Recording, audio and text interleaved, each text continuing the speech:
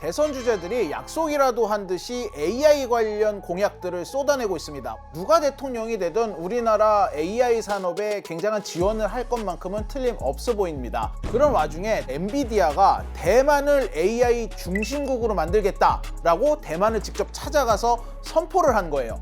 엔비디아는 현재 중국 사업이 거의 막혔는데도 매출이 70%나 증가하면서 이번 1분기 어닝 서프라이즈를 기록했죠. 전 세계가 엔비디아랑 협업하고 싶어서 젠슨 황 입만 쳐다보고 있어요. 그런데 엔비디아의 대만 다음 파트너는 한국이 아니라 일본이 될 것이다 라는 얘기까지 나오고 있습니다. 새로운 대통령이 나와서 100조 원이 투입되면 이건 전부 해결이 될 수 있을까요? 오늘 취재해봤습니다.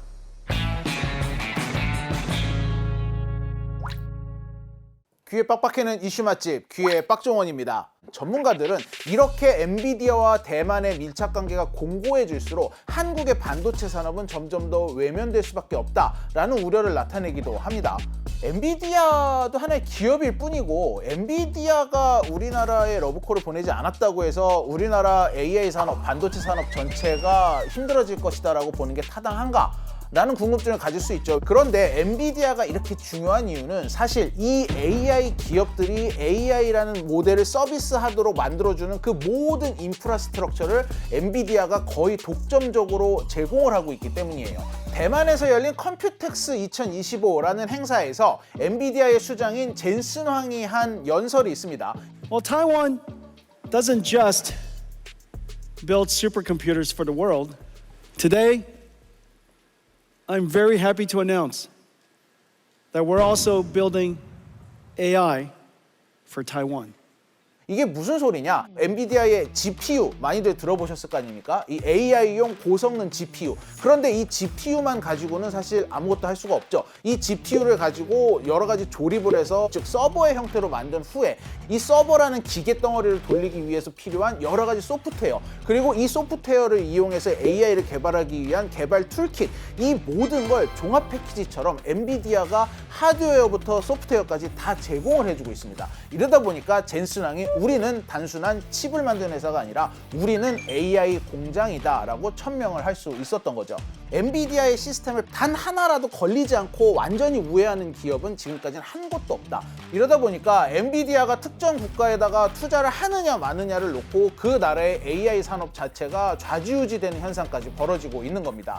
그렇다면은 왜 엔비디아는 대만을 선택을 했을까요? 먼저 이 AI 데이터 센터에 들어가는 엔비디아의 서버가 어떻게 만들어지는지를 한번 볼게요. 기본적으로 엔비디아는 자신들에게 필요한 칩을 설계만 합니다. 그럼 이 설계를 한 거를 제조를 해야 돼요. 제조된 칩들을 서로 합치고 테스팅을 하는 후공정 과정이 거쳐집니다. 이렇게 후공정 과정까지 마친 부품들을 또 한 대 모아서 최종 조립 공정까지 크게 4개 단계 정도로 나눠서 볼 수가 있는데 각 단계마다 활약을 하고 있는 수많은 기업들이 대만에 위치를 하고 있어요. 이러다 보니까 엔비디아가 대만에서 AI용 데이터 서버 하나를 만드는데 설계부터 제조까지 일주일이면 된다. 만약에 이거를 미국이나 유럽으로 가져가서 최종 조립을 하게 되면 한 달, 2달씩 걸린다라고 얘기를 하고 있어요. 거기에다가 젠슨 황은 대만에서 태어나서 어렸을 때 미국으로 건너간 대만계 미국인이거든요. 이미 엄청난 정서적 유대감이 있는데 그런 대만이 또 마침 이런 엄청난 제조 인프라를 가지고 있는 나라였던 겁니다. 대만과 함께 협력을 더욱더 공고히 하지 않을 이유가 없는 거죠. 대만에 있는 다른 기업들 입장에서는 너무 종속되지 않나? 그런 고민도 할 것 같거든요. 근데 이런 기업들도 뭔가 얻어가는 것들이 있나요? 수많은 제조업체들은 이 산업을 불문하고 사람이 개입하지 않아도 알아서 기계를 최적의 조건으로 움직여줄 수 있도록 만드는 자신들의 공정에 최적화되어 있는 AI를 개발하려고 하고 있어요. 우리가 AI라고 하면 흔히 어떻게 알고 있나요? AI 어떻게 알고 있어요? 챗GPT에 지브리 이미지 뽑아달라고 한다든가. 그쵸? 굉장히 발달된 검색 기능? 여기에 최근엔 좀 더 나가서 사진을 좀 재밌게 바꿔주는 기능? 사실 우리는 그 정도로 인식을 하고 있습니다. 하지만 챗GPT나 제미나이 같은 LLM 기반의 검색 기능 위주의 AI는 AI 산업의 시작에 불과해요. AI의 궁극적인 목표는 결국 사람처럼 똑같이 생각하고 행동하는 인공지능을 만들어내는 데 있거든요. 그걸 가기 위한 이 중간 단계가 물리 AI입니다. 무슨 소리냐? 우리가 실생활하면서 쓰고 있는 수많은 기계들 있잖아요. 사람이 개입하지 않아도 알아서 기계를 최적의 조건으로 움직여줄 수 있도록 만드는 AI다라고 보고 있는 거거든요. 이 물리 AI는 자동차 자율주행 차량에서 이 차를 제어하는 데도 쓰이고 있고요.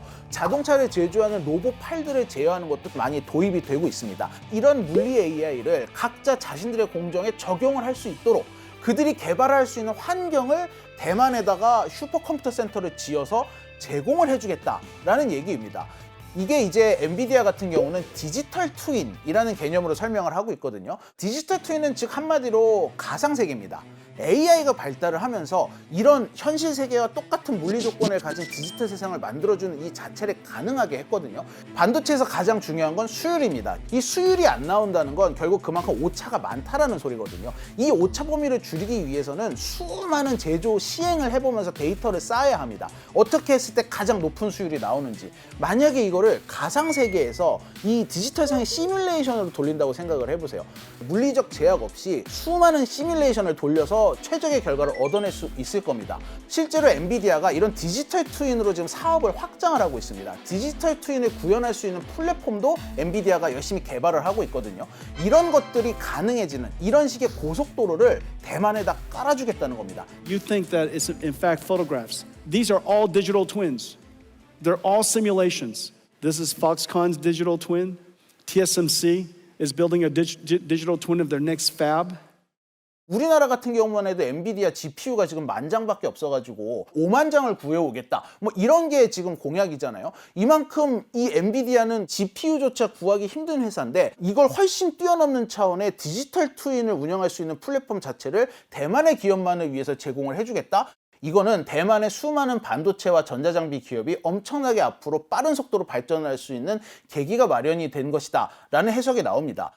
그 폭스콘이나 아니면 그 TSMC도 그 엔비디아의 그 디지털 트윈 공장을 다 도입을 한다는 거잖아요. 그러니까 이제 공장 같은 경우도 일단 설비가 들어오고 나면은 설비를 재배치하기가 어렵다는 거죠, 사실은. 생산 라인을 재조정하거나 실제로 장비를 움직여야 되는데, 근데 그 전에 이러한 다양한 가능성들을 미리 다 확인해보고 실험해보고 그러면 이제 엄청난 고정 비용이 사실 줄어드는 거죠. 그렇다면 엔비디아는 왜 이렇게 대만의 특혜 같아 보이는 여러 가지 파격적인 선물을 갖다 준 걸까요?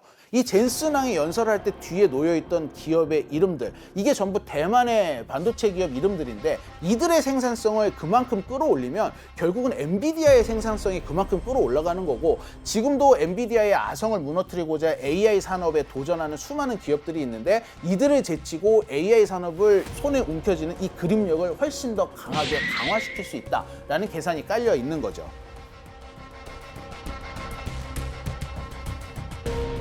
지금 엔비디아가 아시아에 투자를 하고 있는 나라가 대만뿐이 아니라 일본에도 투자를 하고 있습니다. 여기서 우리나라만큼은 쏙 빠졌어요. 이번 행사에서 젠슨왕이 SK 하이닉스 부스에 들리긴 했는데 그냥 사랑한다 이 정도 하고 간 거는 좀 초라하게 느껴지긴 했거든요.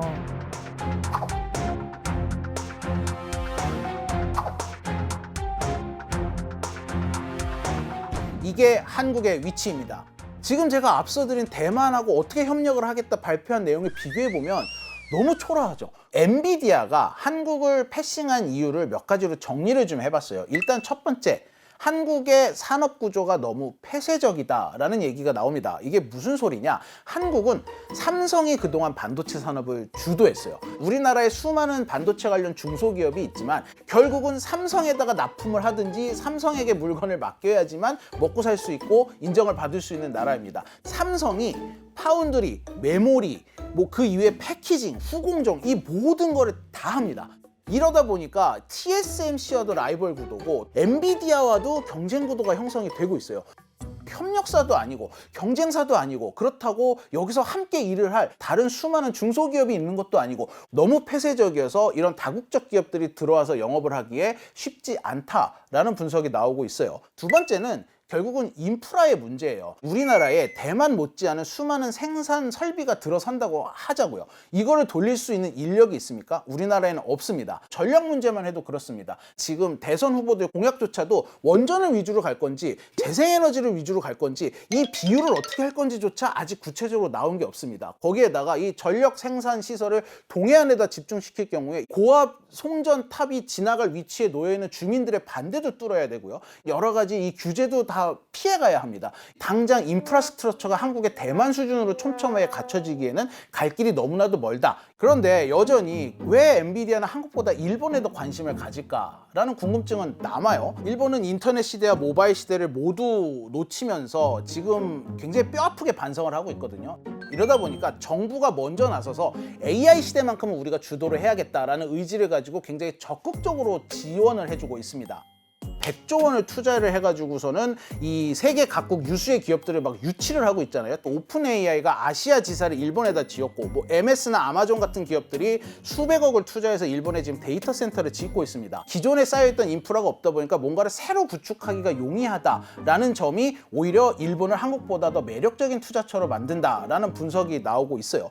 근데 사실 엄밀히 따지면 일본에 아무것도 없는 것도 아닙니다. 일본이 뭐의 강국입니까? 소재, 부품, 장비, 소부장의 강국이잖아요. 거기에다가 일본은 로봇 강국입니다. 일본에는 이 대기업부터 중소기업까지 마치 대만의 반도체 산업과 비슷하게 로봇 산업이 쫙 이 생태계가 갖춰져 있습니다. 일본에 이런 물리의 AI를 적용할 수 있는 로봇 기업이 너무나 많은 거예요. 더 중요한 건 어떻게 보면 우리는 겐스당이라는 사람과 우리가 비전을 공유할 수 있는 사람도 있어야 되잖아요. 근데 그게 전 손정 회장이 그걸 또 해줬다고 보는 거예요. 짧은 이익이 아니라 정말 저 비전을 가지고서 얘기할 수 있는 누군가가 일본에 있었잖아요. 그런 기업가가 없고 그렇게 정부가 해주지 않았다면 논의가 훨씬 더 많았을 거라고 생각이 들거든요. 듣다 보면 좀 참담한데 이게 대통령이 누가 된다고 해서 많이 달라질 수 있을까요? 한국의 환경이? 우리나라 정말 망했느냐? 그건 아니다. 우리나라에도 충분히 기회가 있다. 라는 얘기가 나오고 있어요. 지금까지 했던 얘기는 좀 반도체 산업 쪽에 치중을 해서 얘기를 했어요. 하지만 AI 산업이라는 건 굉장히 광범위합니다. 전문가들은 이 AI 산업은 이렇게 우리만이 갖고 있는 강점을 찾아가야 된다라고 얘기를 하고 있어요. 우리만이 갖고 있는 강점이 뭐냐? 자동차, 조선, 뭐 이런 제조업 굉장히 강국이고요. 또 이 원전 관련 기술도 우리나라는 수출을 할 정도로 세계적인 강국입니다. 우리가 원자력 기술이 굉장히 앞선 선진국이에요. 약간 좀 여러 가지 정책적인 것 때문에 상용화가 늦어졌는데 어떤 때는 뭐 친원전 정책, 어떤 때는 탈원전 정책 왔다 갔다 하니까 이제 그런 것들이 제대로 자리를 못 잡은 거죠. 기술적으로 굉장히 앞섰던 것들을 상용화할 수 있는 그 가능성들을 놓치지 않도록 하는 그런 정책들을 좀 해줘야 되지 않겠냐.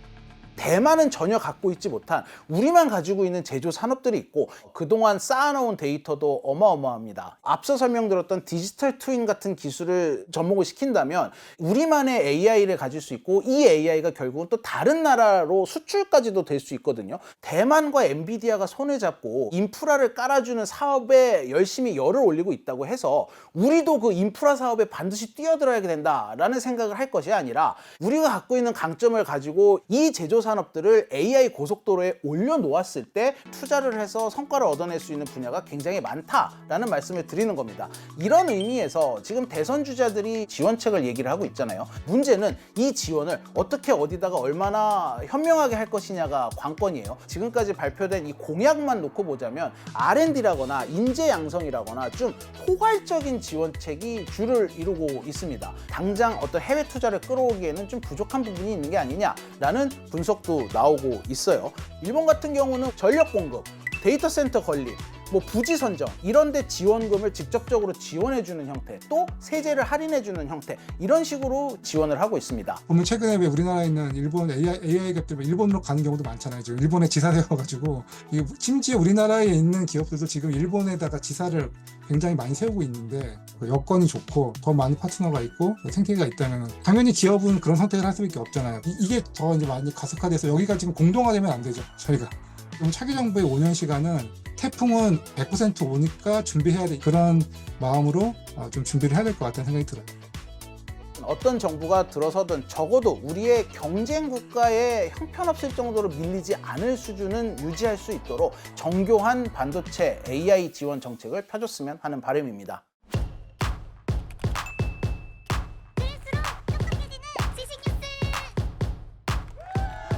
고양이를 부탁해는 여기까지입니다. 다이어트도 칼로리 신경 쓰지 말고 드세요. 대신에 키토식을 해보세요. 이게 빡종원. 스브스 프리미엄 지금 다운로드하세요.